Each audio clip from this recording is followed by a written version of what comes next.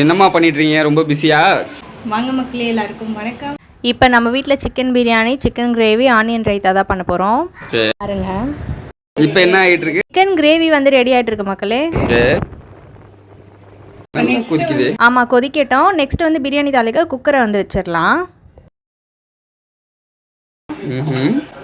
பிரியாணிக்கெல்லாம் ready பண்ணி வச்சிட்டிங்களா? பிரியாணிக்கு எல்லாமே ரெடி பண்ணி வச்சாச்சுங்க முன்னாடியே. என்னென்னு பார்க்கலாம் வாங்க. வெங்காயம், தக்காளி, கொத்தமல்லி, அதுக்கப்புறம் புதினா, இது எல்லாமே கழுவி க்ளீன் பண்ணி வச்சாச்சு. கட் பண்ணி நறுக்கி வச்சாச்சு. சிக்கனையும் பார்த்தீங்கன்னா நல்லா அலசி மஞ்சத்தூளில் போட்டு உப்பு போட்டு ஊற வச்சாச்சு. இப்போ நெக்ஸ்ட் வந்து நம்ம தாளிக்க வேண்டியதான். தாளிக்கணுமா? குக்கர் நல்லா ஹீட் ஆகிட்டோம். கை வச்சு பாருங்க. இப்போ நெக்ஸ்ட் வந்து எண்ணெய் ஊற்றிக்கலாம். எண்ணெய் ஊற்றிக்கலாம். எவ்வளோ எண்ணெய் ஊற்றணும்? ஒரு 2-2.5 ஸ்பூன் ஊற்றினா போதும். சின்ன குழி கண்டுன்றதுனால 2.5 ஸ்பூன் ஊற்றிக்கலாம். கூட வந்து நம்ம வந்து நெய் சேர்க்க போகிறோம். அதனால தான் நெய் சேர்த்தா நல்லா மணமாகவும் சுவையாகவும் இருக்கும். அதனால நெய் சேர்த்துக்கலாம் வாங்க. இது வந்து பார்த்திங்கன்னா இங்கே வீட்டில் வந்து எடுத்துகிட்டு வருவாங்க ஒரு பாட்டி. அவங்கக்கிட்ட வாங்கின நெய் தான். இவ்வளோ சேர்த்துக்கலாம். சரி, நெய் எப்படியாவது நல்லா உருகுது. ஹீட்டாக இருக்குதுல்ல, அதனால் நெய் போட்டோடனே நல்லா உருகுது. இது நல்லா உருகி எண்ணெயோடு நல்லா மெர்ஜ் ஆனதுக்கப்புறம் நம்ம வந்து பிரியாணி மசாலாவை சேர்த்துக்கலாம். பிரியாணி இலை, பட்டை, லவங்கப்பூ, அதுக்கப்புறம் 2 ஏலக்காய் போட்டுக்கலாம். இது நல்லா எண்ணெயில் நல்லா வதங்கட்டும். அப்புறம் பார்க்குற சப்ஸ்கிரைபருக்கு எல்லாருக்கும் யார் யாருக்கெல்லாம் பிரியாணி பிடிக்குன்றதை கீழே கமெண்ட் செக்ஷனில் சொல்லிடுங்க. கரண்டி வச்சு நல்லா வந்து கிளறி விட்டுக்கலாம். இதை அப்போ தான் வந்து வதங்கும். அப்படி இல்லைனாலும் வதங்கிடும். நம்ம கரண்டி விட்டு கிளறி விட்டுக்கலாம். நறுக்கி வச்ச பச்சை மிளகாயும் வெங்காயத்தை இப்போ வந்து சேர்த்துக்கலாம்.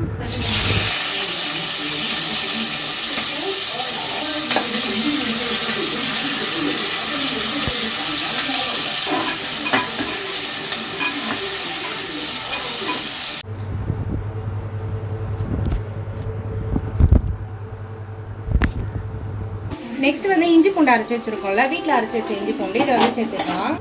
அப்புறம் நம்ம சப்ஸ்கிரைபர் எல்லாத்துக்கும் ரொம்ப ரொம்ப தேங்க்ஸ். இப்போ வந்து பார்த்திங்கன்னா நான் வந்து ரீசெண்டாக தான் யூடியூப் சேனல் வந்து ஸ்டார்ட் பண்ணேன். அதுக்குள்ளே பார்த்திங்கன்னா இவ்வளோ பேர் வந்து சப்ஸ்கிரைப் பண்ணி எனக்கு வந்து சப்போர்ட் பண்ணியிருக்கீங்க. எனக்கு இது ரொம்ப பெரிய விஷயம். எல்லோரும் தொடர்ந்து என்னோடய சேனலுக்கு சப்போர்ட் பண்ணுங்கள். தேங்க்யூ. இப்போ நம்ம இஞ்சி பூண்டுலாம் போட்டிருக்கோம்ல, அது நல்லா பச்சை வாசனை போகிற வரைக்கும் நல்லா வதக்கிக்கலாம்.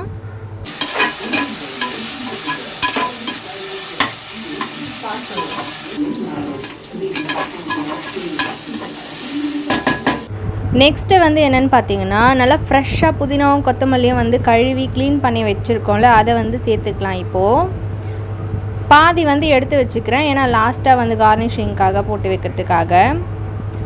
அடுத்து வந்து தக்காளியை வந்து சேர்த்துக்கலாம். நல்லா புதினா கொத்தமல்லியெல்லாம் நல்லா வதங்கிருச்சு. அதுக்கப்புறம் தான் நான் வந்து சேர்த்துக்கிறேன்.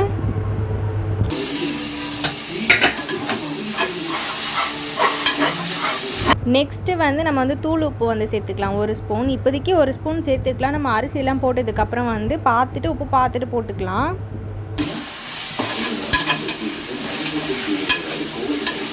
குக்கர் மூடி போட்டு மூடி வச்சிடலாம். நல்லா வதங்கட்டும். இது வதங்கினதுக்கப்புறம் ஓப்பன் பண்ணி பார்க்கலாம்.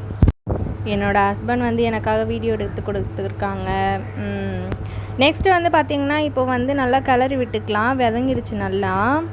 பிரியாணி மசாலா பவுட்ரு இருக்குங்களா, அது கொஞ்சம் லைட்டாக நான் வந்து சேர்த்துக்கிறேன். ஆச்சி பிரியாணி மசாலா பவுடர். அதுக்கப்புறம் வந்து பார்த்திங்கன்னா லைட்டாக வெறும் மிளகாத்தூள் வந்து சேர்த்துக்கிறேன். காரம் அதிகமாக சேர்த்துக்கூடாது. நான் வீட்டில் யாருமே காரம் வந்து அதிகமாக சாப்பிட மாட்டாங்கன்றனால பச்சை மிளகா காரம் வந்து தான் சேர்த்துக்கிறேன். ஸோ மிளகாத்தூள் வெறும் மிளகாத்தூள் லைட்டாக தான் போடுறேன் நான்.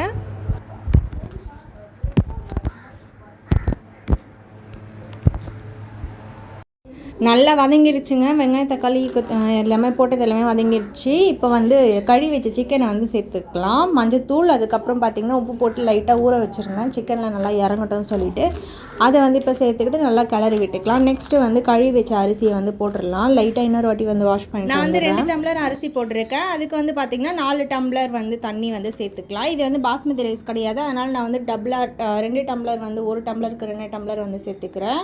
பாஸ்மதி ரைஸில் தான் வந்து செய்யணும்லாம் கிடையாது. நார்மலாக அரிசிலையும் நம்ம வந்து பிரியாணி போடலாம். டேஸ்ட்டு மட்டும்தாங்க முக்கியம் பிரியாணியில். வாங்க உப்பு இருக்கான்னு பார்த்துடலாம். உப்பு வந்து பார்த்திங்கன்னா நம்ம வந்து ஃபஸ்ட்டே வந்து நம்ம லைட்டாக உப்பு போட்டோம், அதுக்கப்புறம் வந்து சிக்கனில் வந்து உப்பு சேர்த்துருக்கோம். தென் இப்போ வந்து கொஞ்சம் கம்மியாக இருக்குது. அது இந்த மாதிரி தான் வந்து பார்த்து பார்த்து கொஞ்சம் நேரத்தில் போடணும். அடிக்கடி வந்து பார்த்துட்டு போடணும். மொத்தமாக போட்டோன்னா இப்போ குழம்புனா வந்து உப்பு கம்மியாகிடுச்சுன்னா போட்டுக்கலாம், அதிகமாகிடுச்சுன்னா நம்ம தக்காளி கூட கரைச்சி ஊற்றிக்கலாம்னு வச்சுக்கோங்க. இப்போ வந்து பிரியாணின்றதுனால நம்ம வந்து குக்கரை போட்டு மூடிடுவோம்ல, ஸோ வந்து உப்பு வந்து அப்பப்போ பார்த்துட்டு தான் போடணும். உப்பு காரம் எல்லாம் பக்காவாக இருக்குது. இப்போ லாஸ்ட்டாக வந்து கார்னிஷிங்காக இந்த கொத்தமல்லி புதினாவை வந்து நம்ம லாஸ்ட்டில் மேலே தூவி விட்டுக்கலாம். நான் வந்து ஃபுட் கலர் கேசரி பவுடர்லாம் எதுவுமே சேர்க்கலைங்க.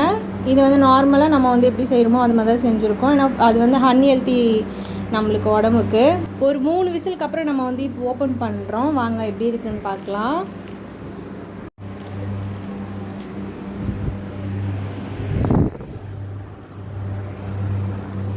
நல்லா பொலன்னு இருக்குங்க, தண்ணிலாம் இல்லாமல் கரெக்டாக இருக்குது இந்த பதத்தில்.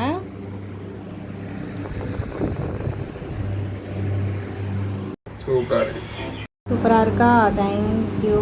சாப்பிட்டு சொல்லுங்கள் எப்படி இருக்குன்ட்டு.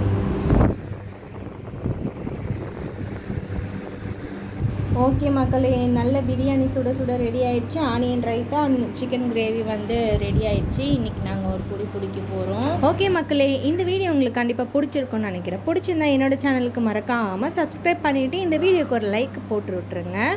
தொடர்ந்து இந்த மாதிரி வீடியோஸ் எல்லாம் பார்க்கணுன்னா என்னோடய சேனலில் வந்து பெல் ஐக்கான்னு ஒன்று இருக்கும், அதை வந்து கிளிக் பண்ணிட்டீங்கன்னா நான் உடனே போடுற வீடியோலாம் உங்களுக்கு வந்து டக்குன்னு வந்து நோட்டிஃபிகேஷனில் வரும். நீங்கள் அதை போய் பார்த்துக்கலாம். உங்களுடைய ஆதரவு எனக்கு எப்பவுமே தேவை. பாய்.